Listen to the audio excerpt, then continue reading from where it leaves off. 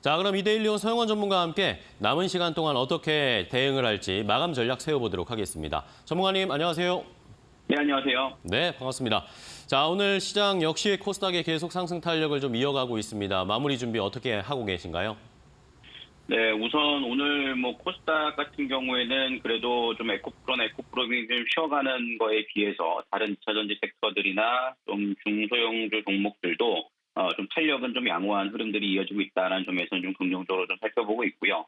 사실 코스피 지수도 오늘 하락 출발을 했지만 오전장에서는 그래도 나름 좀 회복 탄력성이 상당히 좋았습니다. 그래서 장중에는 좀 플러스 전환이 좀 되면서 움직이는 모습들도 보여줬는데 10시 반 이후에 중국이 7월 LPR 금리가 좀 발표가 됐는데 사실 이날을 좀 기대를 했습니다. 그렇지만 좀 동결이 되면서 사실상 경기 부양책이 좀 나오지 않아서 거기에 대한 실망감으로 좀 상승 탄력도가 좀 떨어졌다라고 좀 볼 수가 있겠습니다.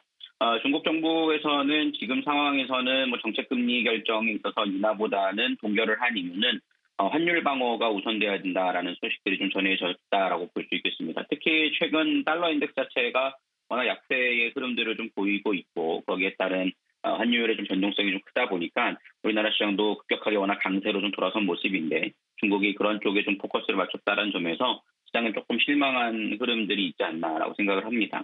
그렇지만 코스피 지수가 2,600선을 좀 오후장에서 지켜주는 흐름들이 나타나주고 있다는 점을 감안해 본다라면 그래도 오늘 시장은 상당히 좀 그래도 나은 모습이 아닐까라는 생각을 하고요.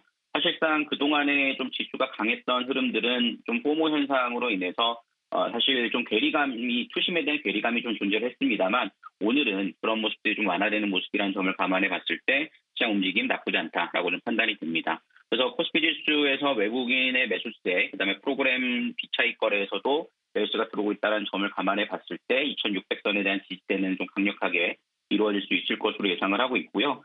좀 섹터별의 흐름들을 살펴보면 지금 인공지능 관련된 종목들도 좀 바닥권에서 다시 한번 좀 꿈틀대는 모습들을 좀 보이고 있기 때문에 좀 관심을 갖고 좀 진행을 해나가 볼 수 있을 것으로 예상이 되고요. 2차전지 섹터도 에코프로나 에코프로비움은 조정을 받지만 소재 쪽에 이어서 방금 말씀해 주셨듯이 폐배터리 쪽으로 좀 순환매가 좀 이어지고 있고 그런 점을 감안해 봤을 때는 추가적인 순환매가 이어질 수 있을 것으로 예상을 하고 있습니다.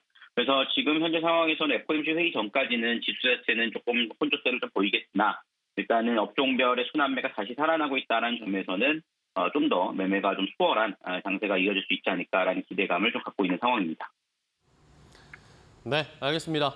자, 오늘도 저희 마지막까지 준비 잘 해보도록 하겠고요. 말씀해 주신 것처럼 순환매 장세에 동참할 수 있는 전략 잘 짜보도록 하겠습니다. 오늘 말씀 감사하고요. 내일 또 뵙겠습니다. 고맙습니다. 네, 감사합니다. 네, 감사합니다.